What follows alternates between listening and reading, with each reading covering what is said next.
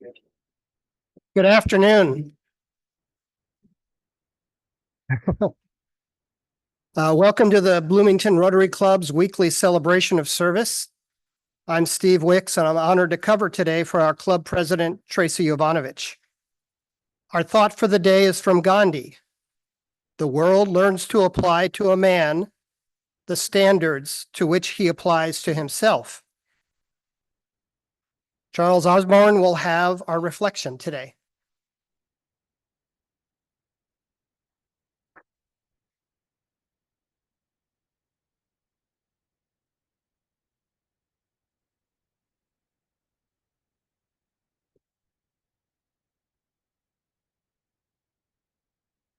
Hello, I'm Charlie Osborne, past president.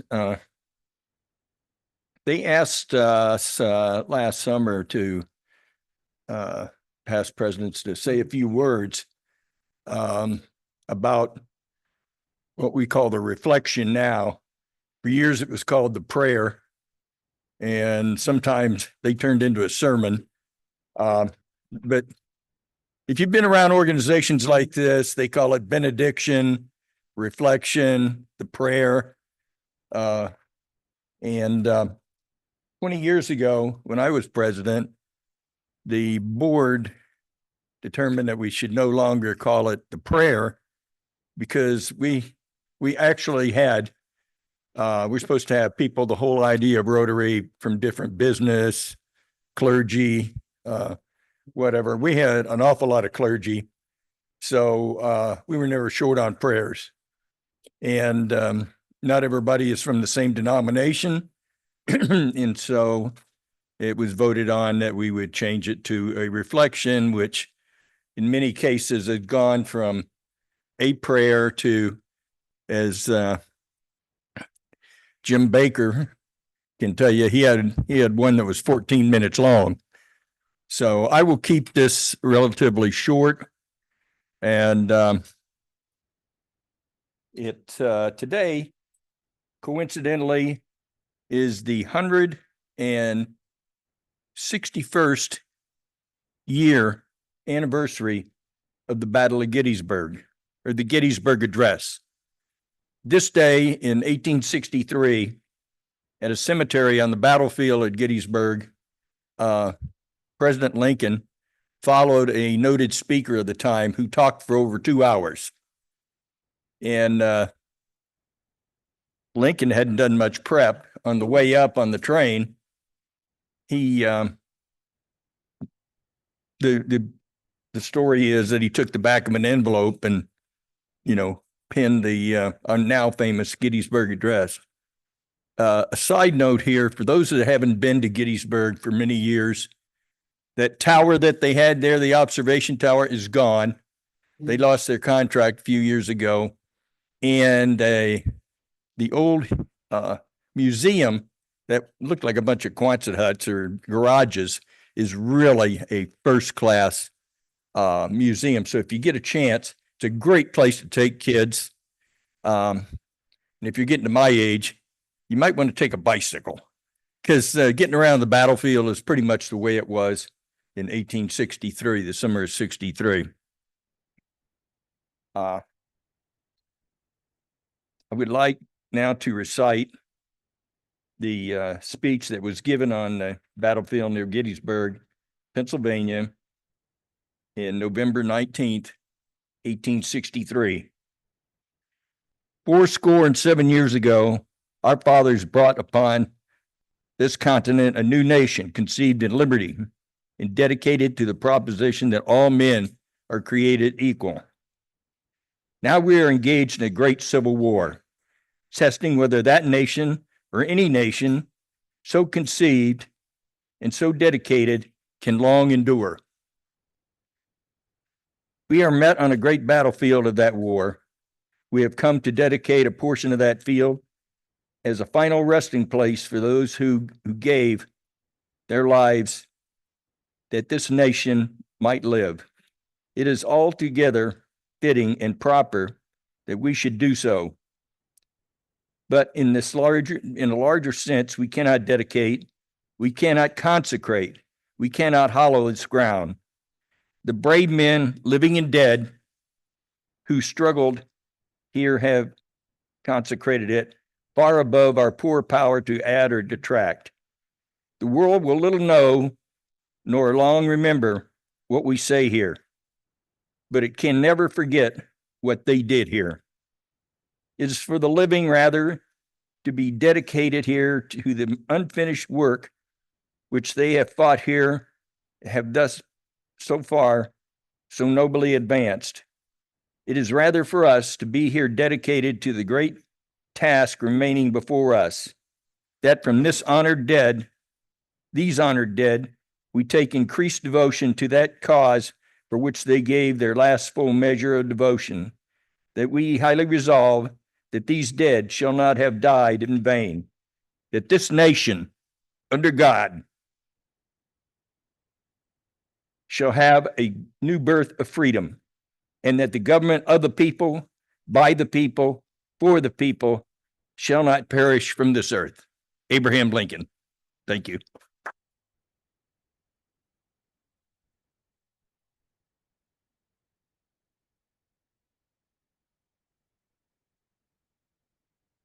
Charlie, thank you for reminding us of an important part of our nation's history. Last time I was in Gettysburg was for an 8th grade field trip. It sounds like I need to go back. Mary Getze will introduce our guest today.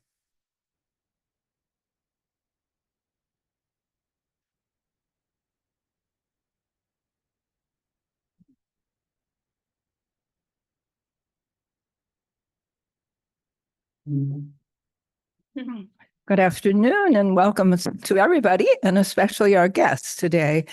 Bill Yarber is a guest of Jeff, yeah. And Keith Clay is a guest of Andrea Murray and Carolyn Clay as well. Sorry. June Wan is a guest as a Rotaract today, visiting with us or attending with us. Hi. Kathy Bayless is also a guest of Jeff Richardson. And Yala Cater is a Rotaract as well. Welcome to y'all.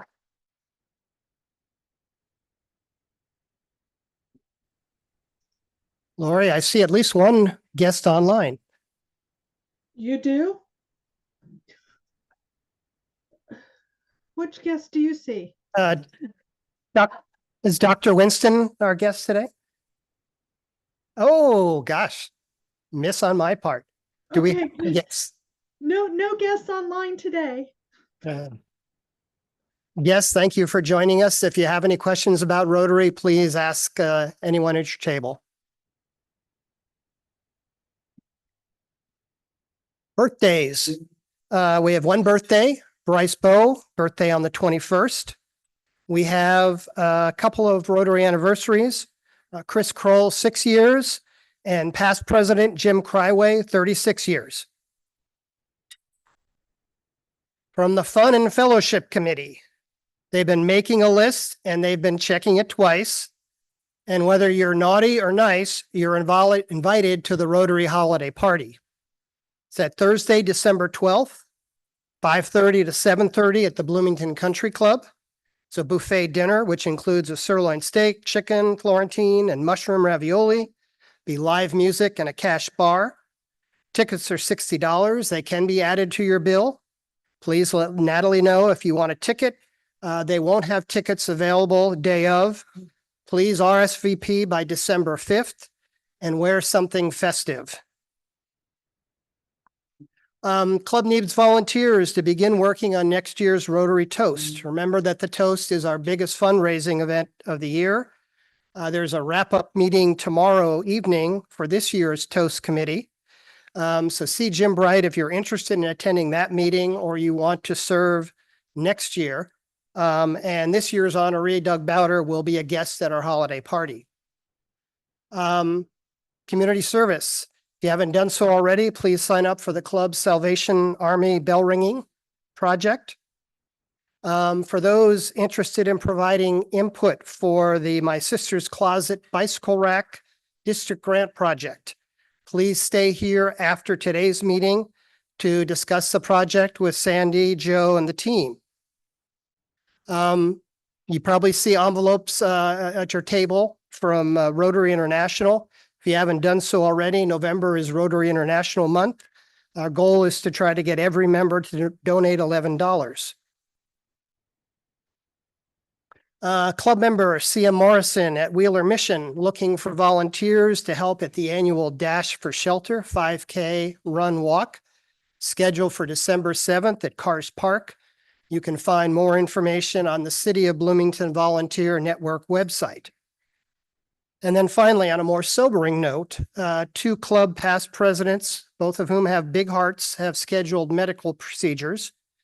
John Diltz will undergo open heart surgery tomorrow in Cleveland. Aaron Davis will have cardiac bypass surgery on Monday here in Bloomington. Please remember John and Ann, along with Aaron and Martha, with cards, notes, prayers, and positive thoughts. So we're going to move to happy dollars, but I want to maybe call it hopeful dollars. So I have 20 hopeful dollars that John and Aaron will both have successful outcomes with their surgeries. And Dakir will be around.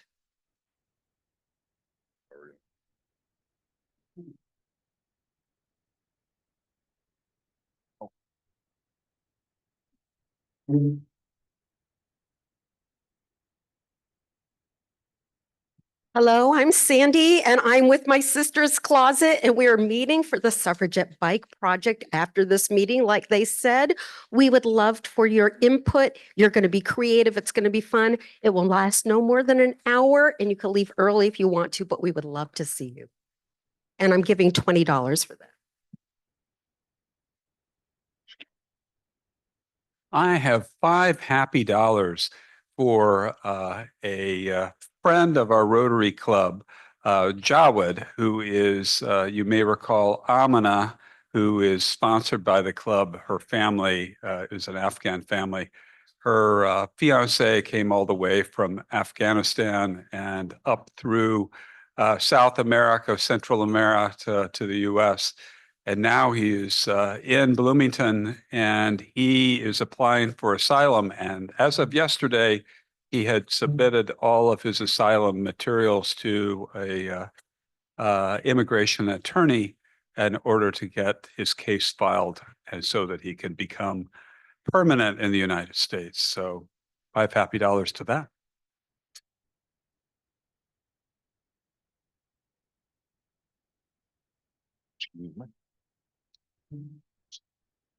Who's in our song?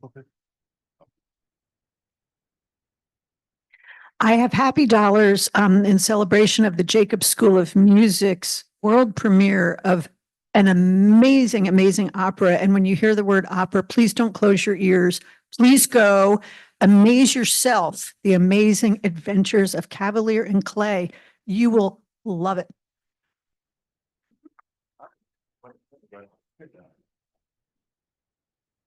I had planned to, in celebration of Rotary International Foundation, each week to add $11 for the 11th month to my quarterly contribution. So I missed the first two meetings, so that means I'm $22 down.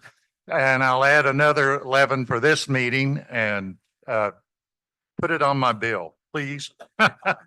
Thank you. Anybody else? Let me.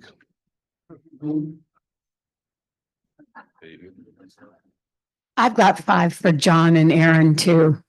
Hoping for the best for both. Who's in the back?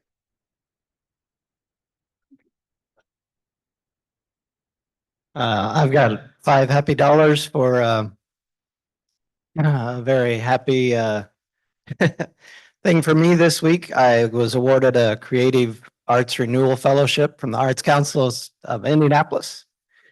And it's something I've been trying to apply for 20 years. So it's a big happy moment for me.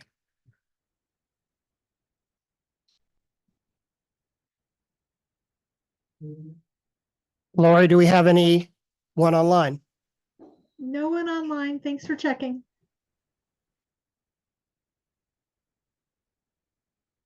Okay. Judy. Ah, you're here.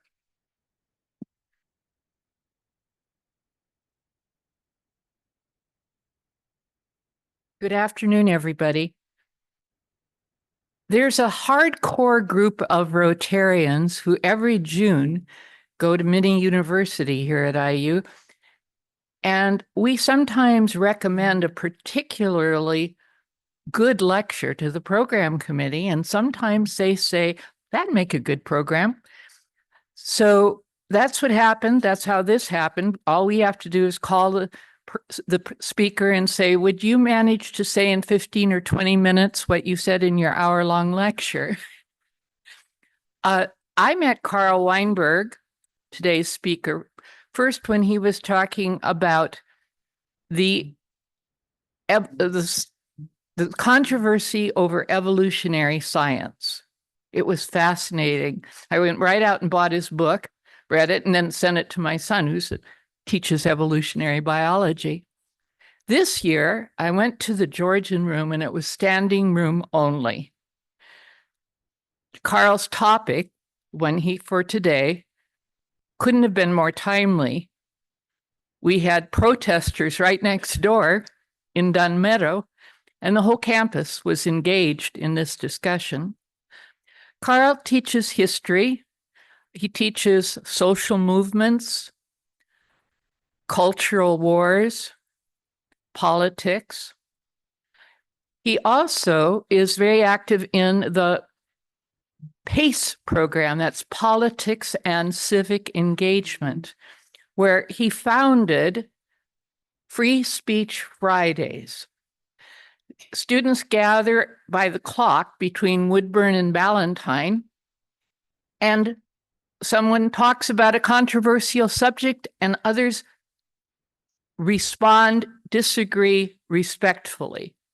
Now, if there's anything we need now, it's respectful dialogue. So I am very pleased to present our speaker, who also is a semi-professional jazz and classical clarinetist. Okay, Carl. Thank you so much.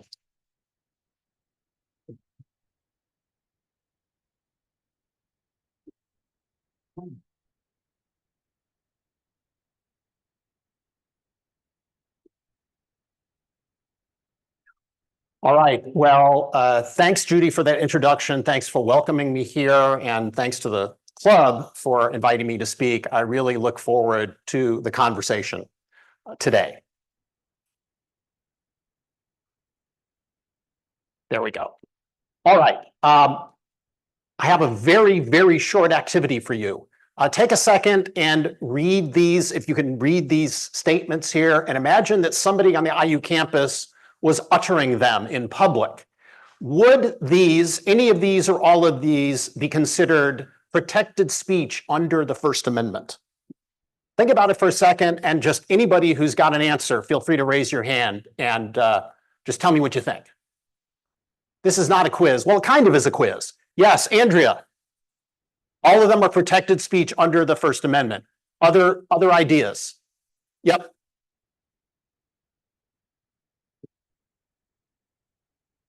Okay, going on a Jew hunt would not be protected. Okay. Okay, yep.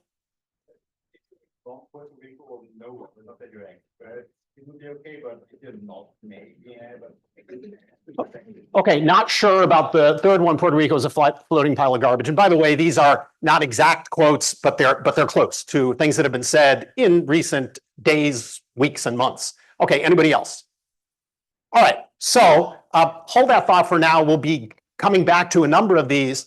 I would say, in agreement with Andrea, that in fact, one could argue that all of these are indeed protected speech under the First Amendment. That doesn't mean that you might think they necessarily should be, or that everyone agrees that they should be. But I would argue that we should err on the side of freedom here, and I will give you some sense about why I think that. Now, before we get into the First Amendment and some of the ins and outs of this, I do want to say there are a couple of reasons why I'm up here. For one thing, I've spent some time writing and researching, as Judy said, about culture war issues that very much intersect with what I'll be talking about today. In the case of the book on the left, my first one, it had to do with the dangers of suppressing free speech during World War I, a particularly intense time, which I'll come back to in just a second. And the book at left, which, by the way, you can get for free online if you prefer not to get a copy, but I'd be happy to sign one,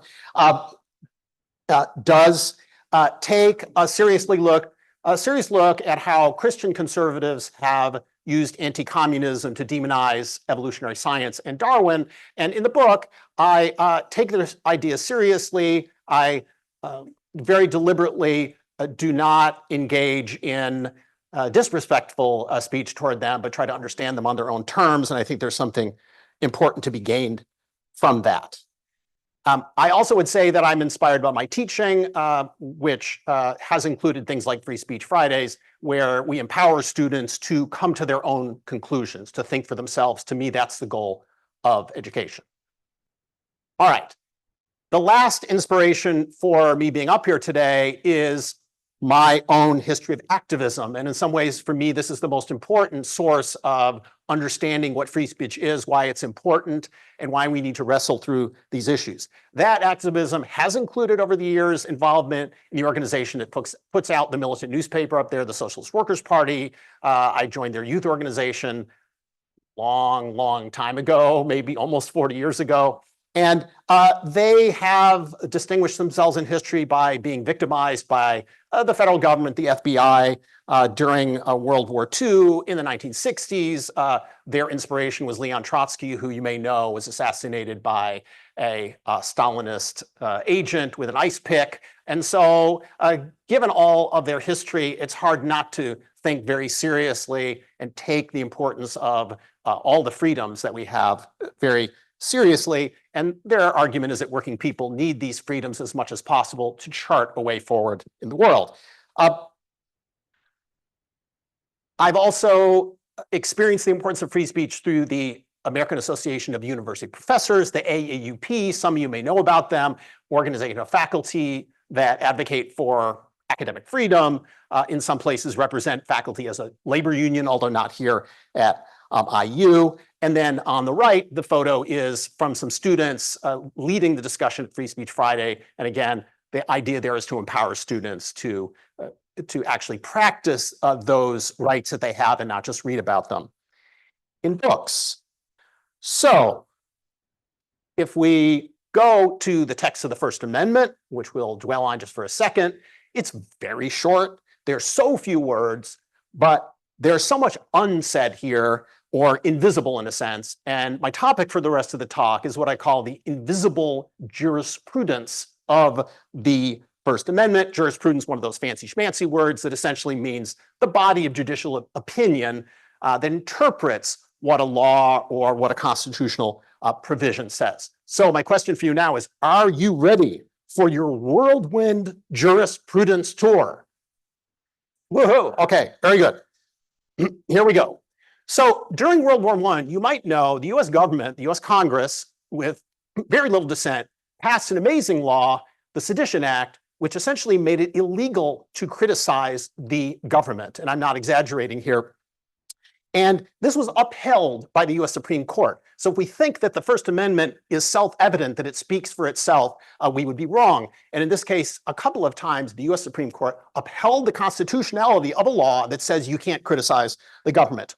One of those decisions was this one here that had to do with people handing out socialist pamphlets opposing US entry into World War I. Oliver Wendell Holmes wrote this decision. It's famous because he talks about falsely yelling fire in a crowded theater as something that's not protected by free speech. And he enunciates the clear and present danger test. We've probably heard about these things.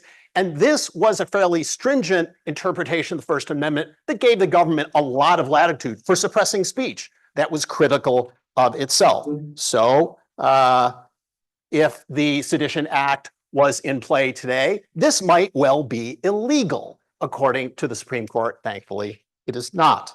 All right. Now, if you are in a crowded theater and it's on fire, let's say the IU Cinema here on campus, there is one word that it is okay to say in a crowded, and what would that be? Fire, correct. All right. So if it's not on fire, probably not such a good idea. Keep that in mind. And I say this only because that decision is commonly reported as you can't shout fire in a crowded theater, but yes, you can when it's on fire. All right. So fast forward about 50 years, and we get the Brandenburg versus Ohio Supreme Court decision. And this overturned the Schenck decision and took a very different approach. A lot had happened in the intervening 50 years. The civil rights movement, the anti-war movement, people had a much expanded idea of their rights and much less trust in the government. For me, that was a good thing. And in this case, the state charged a leader of the Ku Klux Klan, Mr. Brandenburg, with violating the state's criminal syndicalism law, a law that was passed initially, in fact, to repress labor unions and left-wing radicals. And I won't read them, but on the slide, and I'll share these with you, you can see some of the nasty things he said about Black people and Jews in this rally in Ohio. But because of everything that happened in the interim, the US Supreme Court ruled in his favor and said, if you advocate even violent action or illegal action, it is protected by the First Amendment unless it is aimed at producing, quote, imminent lawless action and is likely to bring about that action.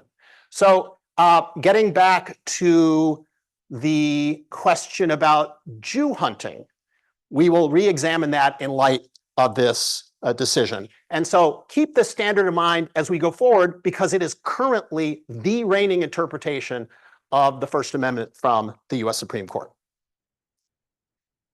Okay, now that was the late 60s. During the 1970s, various groups took advantage of this. The neo-Nazi party in the Chicago area did, planned to march to Skokie, Illinois, where there were lots of concentration camp survivors. They eventually chose not to march there, although they won the legal right to.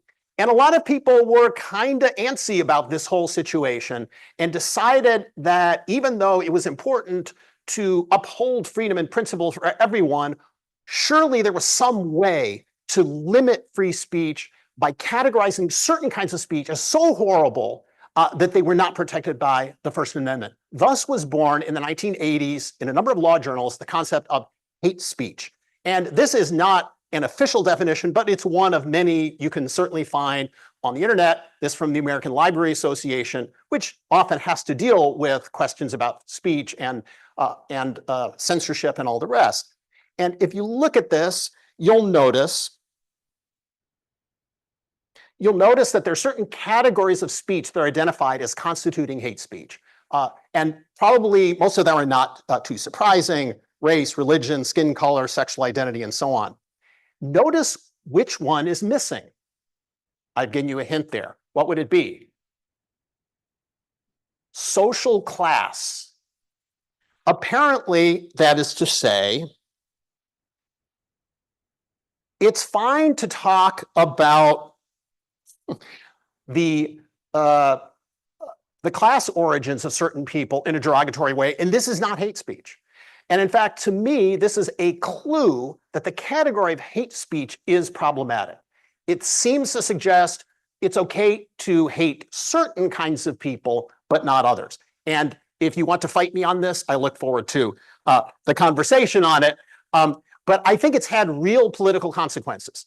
You probably remember Hillary Clinton's famous comment about half of Donald Trump's supporters in 2016 as being a basket of deplorables. Of course, those supporters decided to take this as a badge of honor and create T-shirts and signs. I saw one of these down at a restaurant in Bedford a couple of years ago.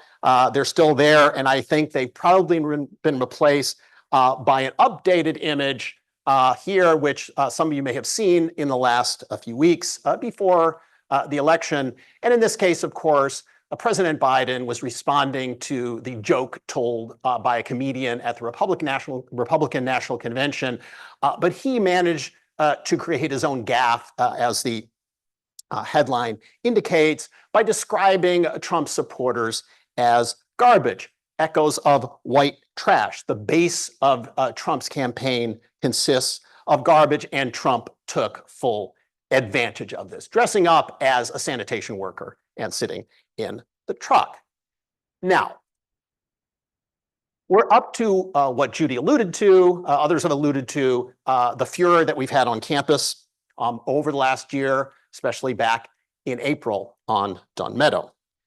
And this may not, on the surface, seem to follow very smoothly from what I've just said about the category of hate speech.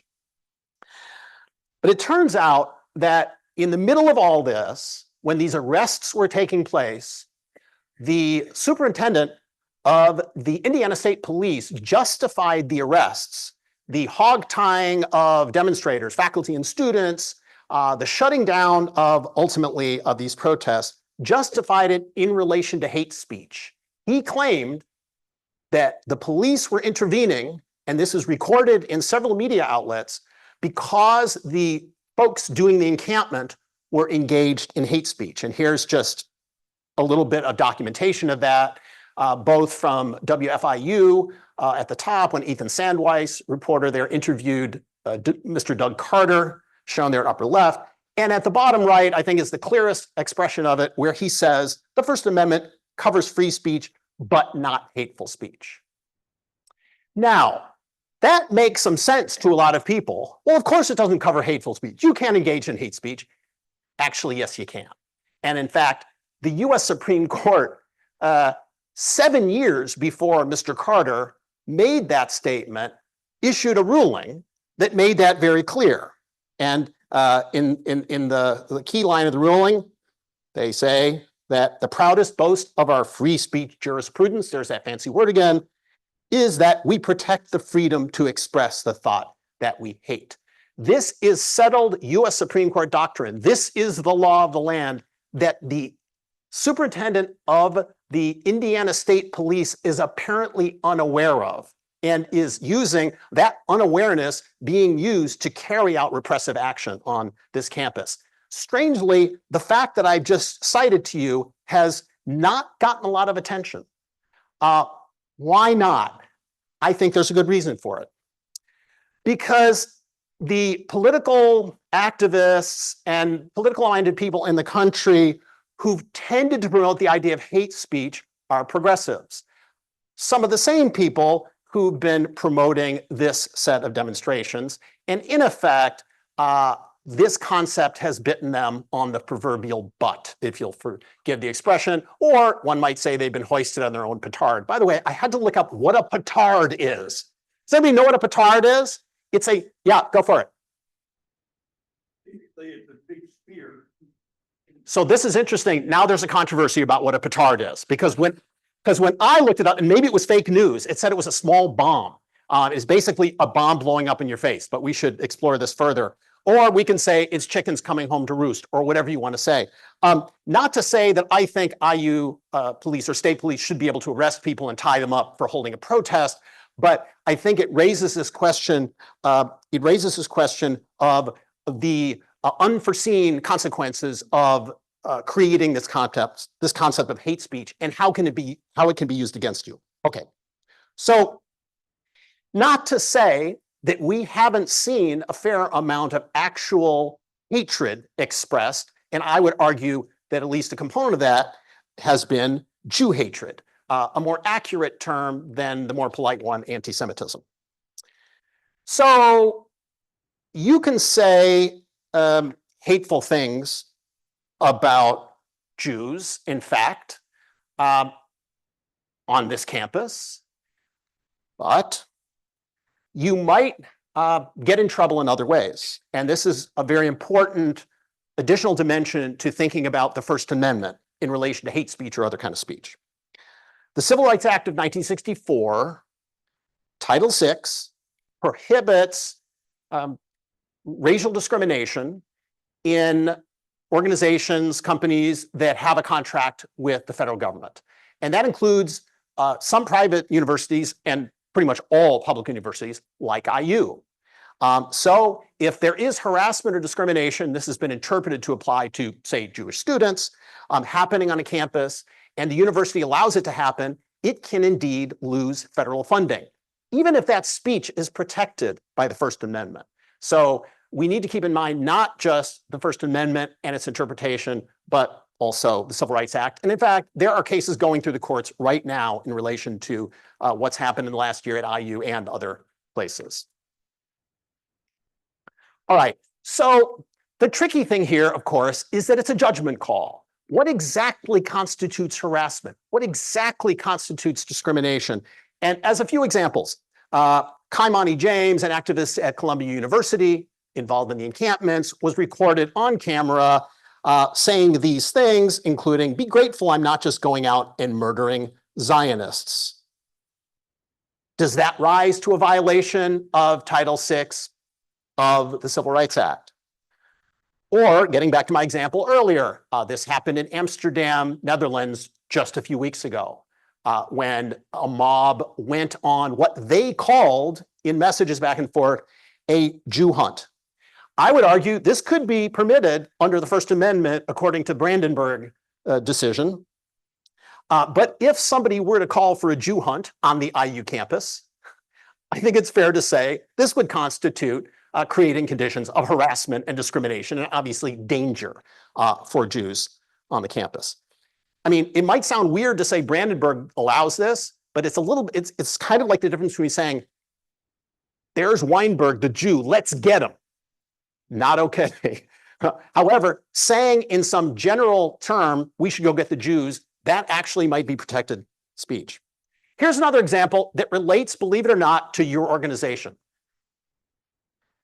Were you aware that the Rotary Club is a Masonic Jewish organization that claims to provide humanitarian service and improve human relations? Some of you are looking a little bit surprised. Well, probably the best known expression of this comes from an organization called the Islamic Resistance Movement, better known as Hamas. You might have heard of them. They've been in the news quite a bit. In their charter, they claim Jews are responsible for pretty much all evil, all wars, all revolutions, and the creation of insidious organizations like the Rotary Club. Is this a violation of Title VI? By the way, there's a fascinating history to this. I'm providing the source here you can look at. The Hamas charter says other things about Jews, essentially that they should be killed. And I'm going to finish up here at my 20 minutes. I'm sure you've heard that the IU expressive activity policy has just been revised, clarified. Wrong. Okay. I mean, it says you can spontaneously and contemporaneously assemble. I don't know what that means, but you can't protest and you can't circulate petitions, which, by the way, are a form of literature. So I don't think they resolved anything. And in fact, I think they probably violated my last bit of jurisprudence here from the First Amendment, which is called viewpoint discrimination. That is, you may hold an assembly that's not a protest, presumably in support of some aspect of IU, but you may not hold one that is opposed to something. Therefore, that's why we call it a protest. So this is very unresolved, very confusing, but give us a lot of fodder for conversation. And I'll just say I've shared some sources with you, and I want to thank you again for inviting me. Hope I've given you some things to think about, and I look forward to the conversation.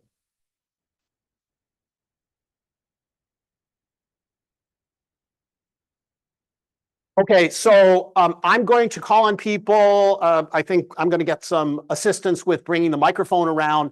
I just want to say before I do that, for me, the ideal here is a discussion, not just a Q&A, as if I'm the font of all wisdom. So if you have a question or a comment, feel free to make it. Just try to keep your comments or questions relatively brief so we can get as many people involved as possible.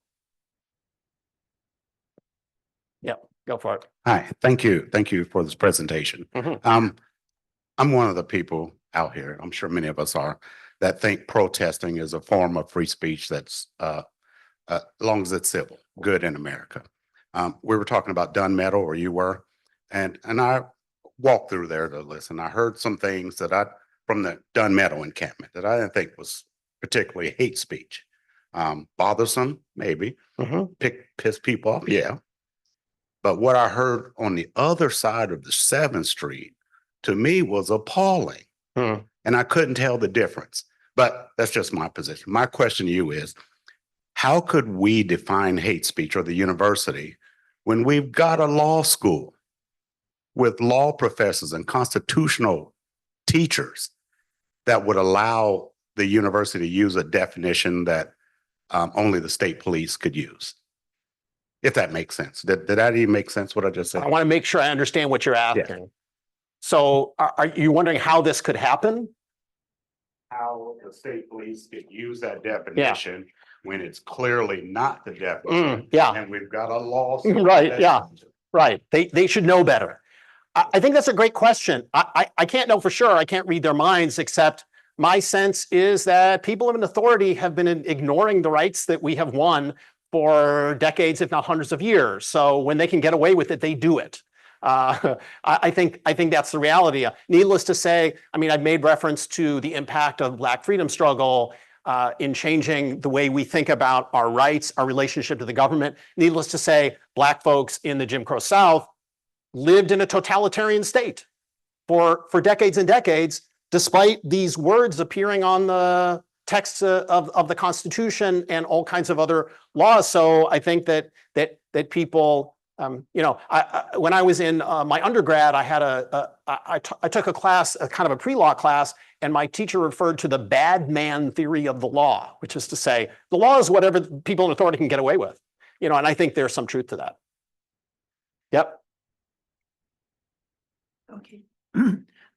I remember 1968 when there was a demonstration of the Black students on the campus over behind the library, and it was to denounce discrimination against Black people. And at the same time, there was the library had a fire going on in its basement. It was very dramatic. Okay, the administration at that time in the city was Republican. I'm a Democrat, and they did not send in police. Neither did the Republican sheriff. Neither did the Republican prosecutor choose to prosecute any of that actually I guess the whole speech issue. It was very, very calm and simple. And it was in great contrast to what happened this last few months, and where the city did not call in the police or the sheriff or the prosecutor, but the university did. So there was a real difference there. What do we make of all that? Yeah, that's a great question. I think those movements were very powerful, and they tended to make politicians think twice before sending in troops. And we know from the documentation around the policy at Dunmeadow that the university was very aware that if they were to change the policy while a protest was going on, it would make it clear that it was motivated by opposition to that movement. They seem to have decided that they don't need to abide by that kind of political even-handedness. I will say that in the early 1960s, there's a little-known incident even before 1968 in which some radical students, in fact, they were members of the Young Socialist Alliance, the group that I joined in the 1980s, that were in support of the Cuban Revolution and were accused by the state of Indiana of trying to overthrow the government of the state of Indiana. It was a big trial. And in fact, that was one of the incidents that helped create pressure for creating Dunmeadow as an assembly ground. That's a part of the history that is not of the university. It's not very well known. So there's definitely been lots of back and forth between repression and those authorities being pushed back. Yep.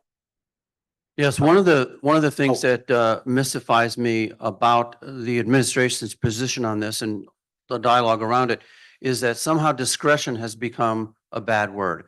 that, we have to have a zero tolerance policy. There's no exceptions, no variation from that. And of course, right now with Guy Loftman and others trying to get arrested as every Sunday, as hard as they can, they won't arrest them because the university is using discretion. They've decided not to use it.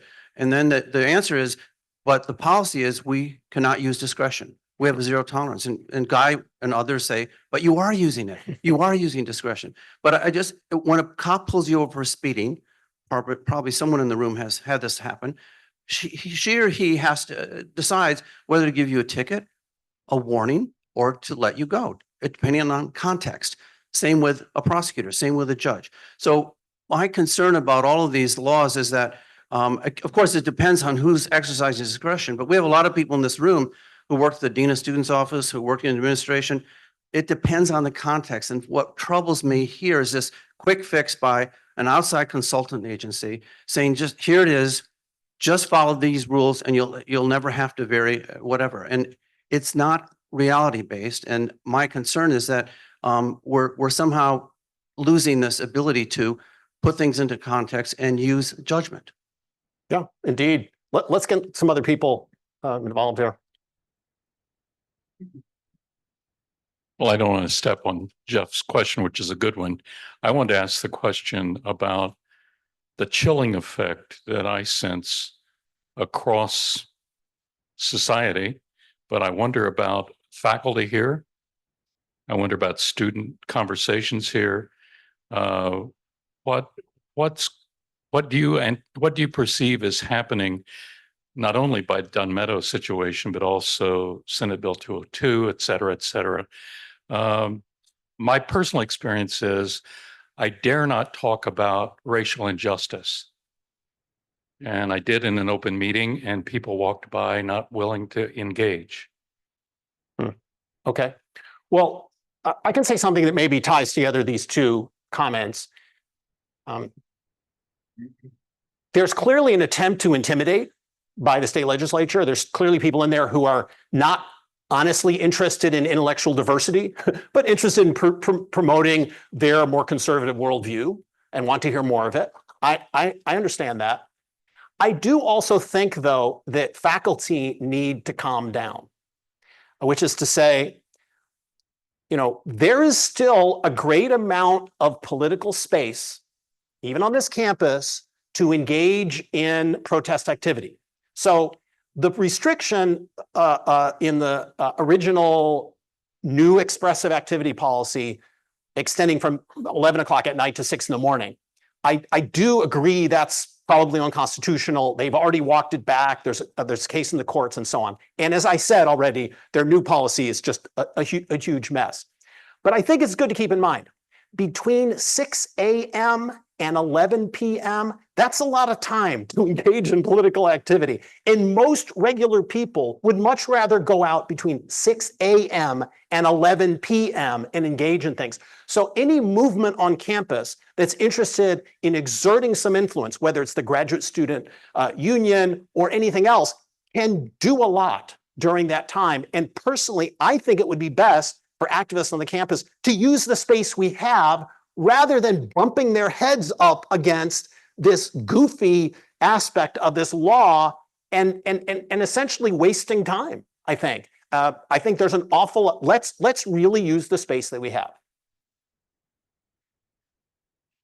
Thank you. So spinning from, pardon me, viewpoint discriminations, how does free speech interact with private punishment or retaliation from the university? And how can we use the legal concept of a free speech to protect students and faculty from speaking out and protect them from private punishment from the university? When you say private punishment, can you give an example of what you mean? So, for example, like suspension or like expulsion from school.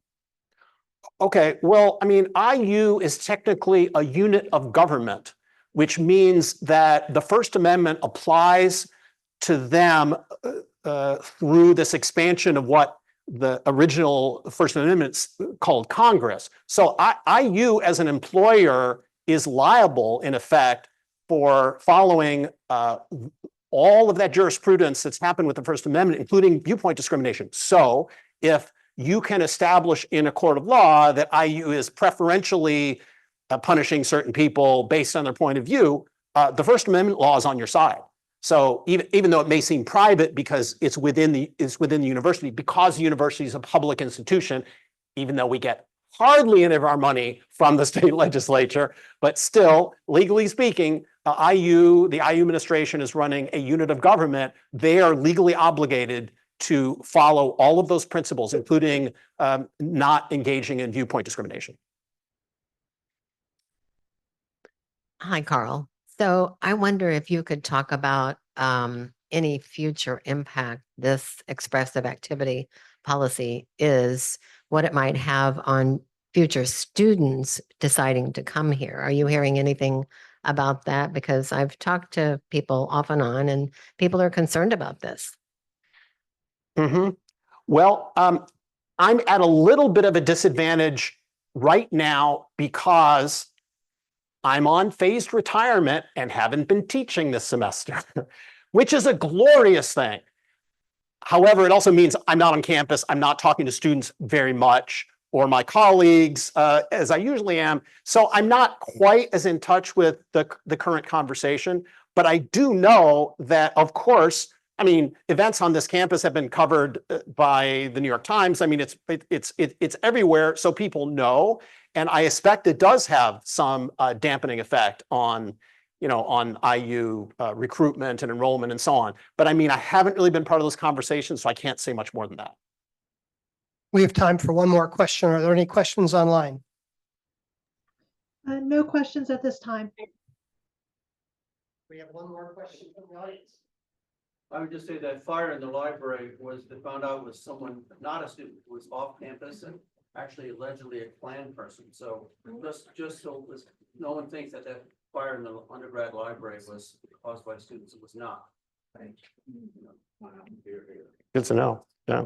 So I'll Anybody take else? the last question. Can you comment on the different groups that fight for free speech, like a FIRE or the ACLU, how effective they are, what's going on with them? Sure, that's a big question. So the Foundation for Individual Rights and Expression, I think it's called now, FIRE, used to be in education. They've changed their organization name recently. I think has done a superb job in standing up for mainly faculty who've been victimized for their speech on campus. And that includes people both on the political right and the political left. FIRE is sometimes, as an organization, is sometimes perceived as being a relatively conservative group, but I think they've been quite even-handed, and they have provided strong support for faculty or on the left side of the political spectrum as well as the right. I think they do great work. The ACLU is, of course, the traditional defender of free speech rights in this country, but I would also say that they, as well as some other groups like it, have drifted away from a principled defense of free speech in certain cases. This is also true of the AAUP, the organization that we have a chapter of here that I belong to, that has done great work, but also has started to make concessions around certain principles, like they used to unequivocally oppose academic boycotts, for instance, as a limitation on academic freedom. Now they've essentially said, well, maybe they're okay. So I think there's been a drifting away from there's been mission creep, where you're starting to really focus on a certain worldview with people may or may not share, and you're getting away from a principled defense. And I think this really gets in the way of building a strong movement to defend free speech, academic freedom, and all the rest. So these kind of conflicts are going to have to be fought out. Yeah.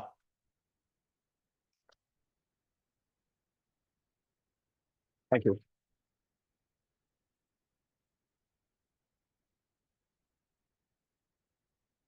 So thank you very much for a very thought-provoking discussion. In honor of your program, a donation of $100 for the quarter will be made to the Bloomington Refugee Project.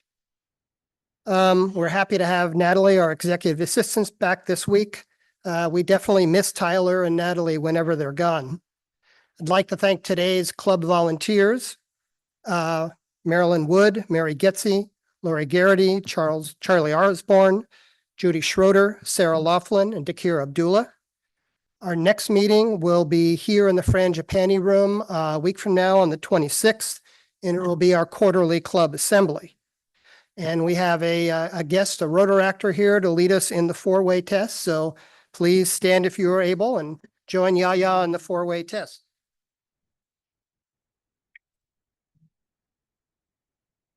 Of the things we think, say, or do, first, is it the truth? Second, is it fair to all concerned? Third, will it build goodwill and better friendships? Fourth, will it be beneficial to all concerned? And fifth, is it fun?